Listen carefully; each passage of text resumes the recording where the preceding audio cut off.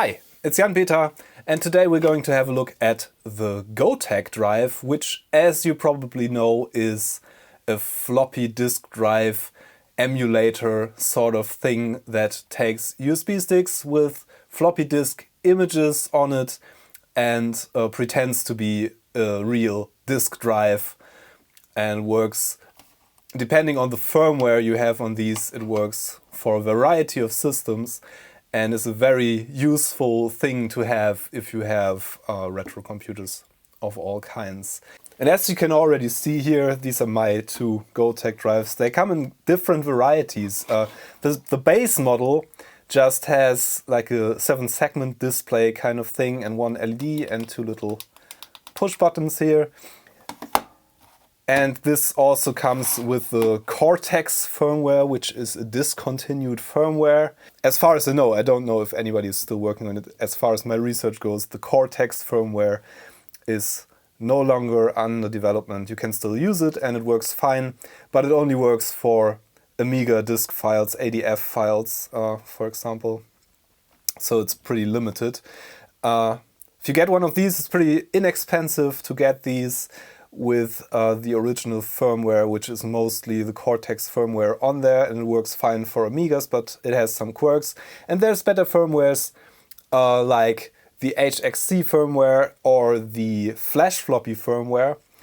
And I am going to try to convert this into one of these, which is one I bought from amigastore.eu actually, and this is pre-modded with a little OLED display, which has actual text on it, which is very useful to find the right disk image you want to insert. This only shows you the number of the disk image, so you would have to have a list of disk images if you want to start a particular one. This is my USB stick, doesn't matter really. This also comes with two LEDs, one power LED and one activity LED, and most importantly, this comes with a little rotary encoder, which is very useful to scroll through disk images, and this can also be pushed. Okay, so what I'm going to do is to basically convert this into this. And that involves installing the newest version of the flash floppy firmware. Of course, the procedure is the same for other firmwares. The flash floppy firmware, in my opinion, is the best free option out there. It's on GitHub, made by Keir Fraser, who also did some stuff for the Amiga community previously, and it's under development still, and there's new features added to the flash floppy firmware. So that's a very good way to go. And it's also compatible with a variety of systems, and there are still systems added, I think, that this works for. So yeah, let's just try to do this. And as usual for this channel, I'm going to try to make this a tutorial kind of thing, although I'm doing this for the first time. So please be careful if you want to attempt this yourself. I'm not an expert, as I mentioned, and yeah, just be careful. This should be pretty straightforward, but there's still lots of ways in which you can brick your machine if you are not careful. So that said, let's just go. Before we get into this, let me take a couple of seconds to say that this video was sponsored by my favorite PCB prototype manufacturer, PCBWay. They offer high quality prototype PCBs and larger projects with very fast turnaround times and excellent service, so I recommend checking them out. So the very first step is going to be flashing the firmware. And for that purpose, we are going to have to open this thing up. There are some slightly different models. This one seems to have only one screw here. Oh no, it has another screw here. That's kind of... It has a variety of screws. Okay, more screws. 3 screws. 2 of them are hidden under the stickers here on this one. Okay, look at that. The easiest thing to mod, I think, is the power LED, which is already in place, but it doesn't have, it doesn't come out the front. So we just have to drill a little hole and bend this into the hole, basically. That's going to be the mod with the power LED. That's the easy thing. The rest is going to be pretty straightforward too. So for flashing the firmware, we're going to have to solder some pin headers like these to these little holes in the circuit board here, which are the serial connectors to the board. And also there's some jumpers, like a reset jumper and a programming active jumper. So we have to populate all these holes basically with pin headers, so we can place jumpers and jumper cables on them to flash the firmware. So we're going to have to pull out the whole circuit board here. It's all just stuck in there.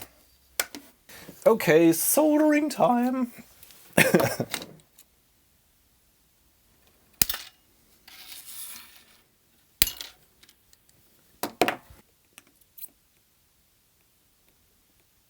So there we go, we have our pin headers in place. Yeah, got them pretty straight. You can of course use some tape or something to hold them in place while soldering. I just did it like this and they are reasonably straight, good enough for me. That already concludes all the soldering we have to do for this mod.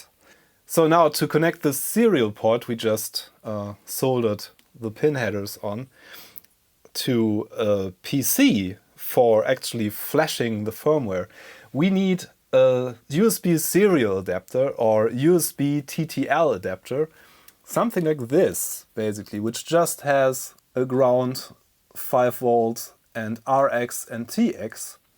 There's more fancy ones than this. This is just like a $1 cheap one that comes in packs of 5, I believe.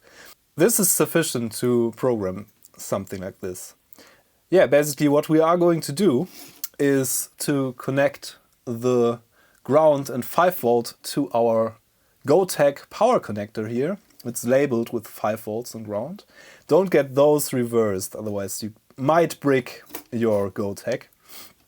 Then we have to connect the RX and TX, which is the send and receive pins for the serial connection, to the send and receive pins on this header. So here's the pin out that we are going to need. We have to put a jumper on these 2 pins on the right here, like a little one of these, to enable the flashing.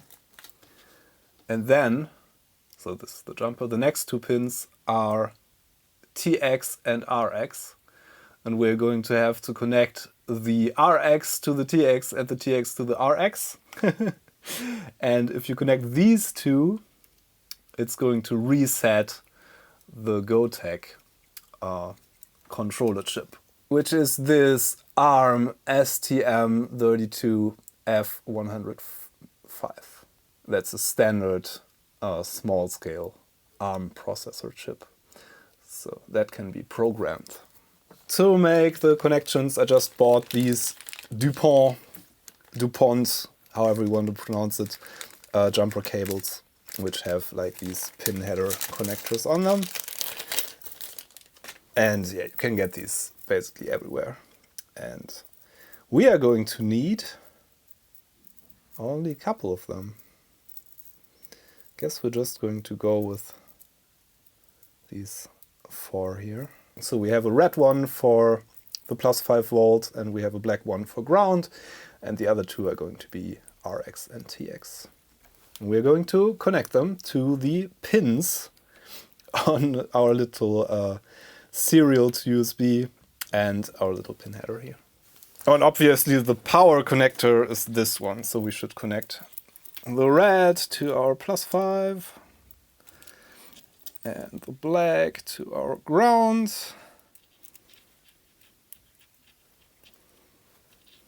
So here's our power connections made to this connector, which is labeled 5 volt and ground. The other pins are just not connected on the Goteks that I have seen, so you can't go wrong there unless you reverse the polarity, which you shouldn't do. So then we have RX and TX, and I connected the brown to TX and the orange to RX, so we have to connect it the other way around here. So this one should be RX, and this one should be TX. Yeah, and then we have to connect our little jumper, which we just take a yellow one so we don't forget it, to these two here, which should enable the flashing mode. There we go. So we should be ready to connect the USB to serial to a PC. Okay, for flashing, we are going to use my favorite operating system, Windows 10. No, it's not my favorite operating system, as you probably know if you're watching my videos. But I'm going to use this for the sake of this being the most popular operating system. So most people are going to have access to Windows PC, so I'm just going to use this for demonstration. I'm also going to link the Flash program for Linux and macOS in the video description, so there's command line tools to do the same job. We are going to use, for this video, I am going to use the original ST Micro who make these STM32 chip. I'm going to use the official software, which is the STM32 Flash Loader Demonstrator software. And you have to accept a massive license agreement, and you have to register with ST Micro, which of course isn't the most desirable thing. But yeah, I'm going to get this. Okay. Now that we have our software downloaded, we can just, I guess, just execute it. And I'm going to connect my USB thingy.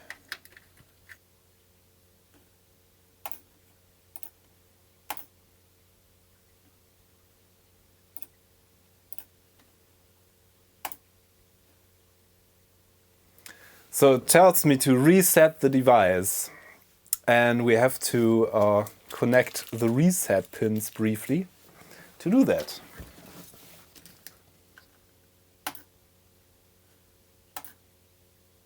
Okay, now we have our readable target. So we have our STM connected. Next up, we're going to use the flash floppy firmware, which is available on GitHub. Just click on the download flash floppy.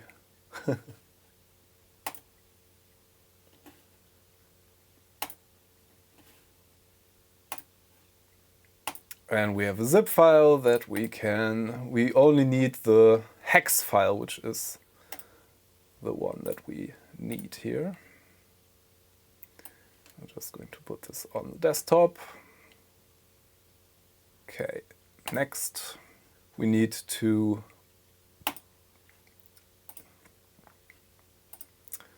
put our hex file here. Oh, we have to choose hex file here, and then we should see our file on the desktop. Choose open, choose next, and now it's erasing the flash and downloading the data. And that's basically how you program the STM32 chip on there. Operation finished successfully. Okay, that's it. We have our STM32 chip programmed with the flash floppy, the most recent flash floppy firmware. That's it. That's how you do it. For some serial to USB connectors, you need drivers and stuff like that. I found that mostly they work without drivers, the ones I found. But your mileage may vary. Also, it's a bit more complicated with the command line tools on Mac OS X and on Linux, but it's basically the same that you do with this graphical user interface kind of thing. So that should conclude the Windows portion. And this thing should now have the flash floppy firmware. And we're removing the jumper again. We needed to do a reset on these reset pins, which are also labeled reset, so you just connect 2 pins together. So connecting the reset pins, I just briefly put a jumper on these pins here, which are labeled reset, and then removed it again. And that reset the device, and the software could see it right away in my case.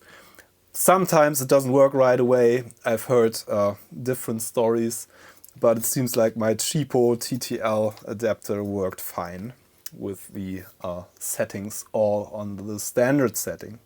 So next up we're going to connect an OLED display like this, which is Flash Floppy supports different kinds. It also supports these larger displays, but the easiest thing to connect is an I2C bus, or I2C as it's often written. These are also used for Arduino projects of all kinds, and there's a tutorial on the Flash Floppy GitHub page. Actually, I'm also going to link that additionally in the description. You want one of these that has ground VCC, which is the voltage supply, and the SCL and SDA pins. That's basically a good indication that this is going to work because it's an I2C capable OLED display. And the connection basically is pretty straightforward. You connect it to this header on the Gotek where the old 7-segment display also connects. And I think we're just going to use the old cables because we need 4 pins for the connection actually. So we are just going to reuse these. Very nice. So, and here's how it's done. This is basically the diagram looking at the circuit board. So you're looking at the connector from this side here. So we're just going to use the yellow for the positive connection, positive voltage connection. So yellow is VCC and blue is ground on this cable. VCC and ground. And the other one is STA and SCL. I think that should be, the yellow one should be SDA. And the other one should be SDC. Now we should have a working OLED display if my display here works. So, and I temporarily connected this to a USB power bank to verify this works. And as you can see, yeah, we have our flash floppy here without any problems showing up, and we can actually use our buttons to toggle the disk images. Oh, that's some CPC stuff on there, I think. Nice, okay. So that works. And it seems it supports different resolutions of OLED displays, which is 128 by 32 pixels or 128 by 64 pixels in different sizes. And the 2-inch displays seem to require some modifications, but the others should just work like we've just seen. So next up I want to connect a rotary encoder, and that is connected like this.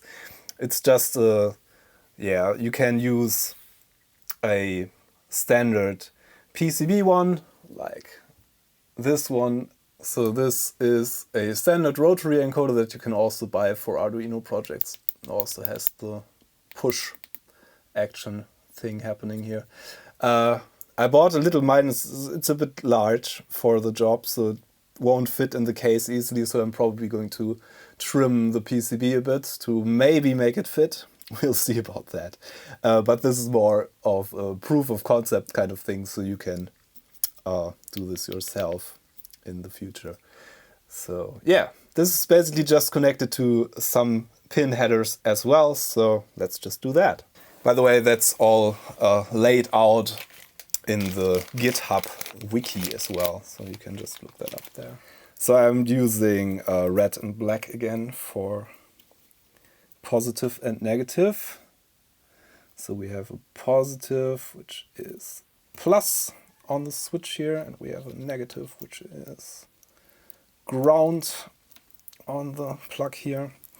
We connect that to the 5-volt pin here, and we connect the ground here, connect the switch here, and then we need to connect the clock, and then we need one more cable, purple cable, that we just connect to this top pin here. So there we go. This should now be connected as well. Let's see if it works. Yes. We can now just turn our rotary encoder, and we should be able to insert a disk by pushing the button. Yes. That's really cool. Okay. So it seems the new version of Flash Floppy that I didn't have anywhere else yet has a really nice eject menu. So you can clone images and delete images directly from the Gotek write protection. That's really cool. Okay. Yeah, so that's the mod's done. You can also connect a little speaker, which I don't really like that much, because you already have an activity LED that sufficiently indicates activity in my book. The speakers sound, they try to mimic a drive sound, but yeah, it's not quite the same. So the only thing left to do is to mod the case a bit, and of course pull this protective film off. Dun, dun, dun, dun, dun, dun, dun, dun, dun. Time for some case mods.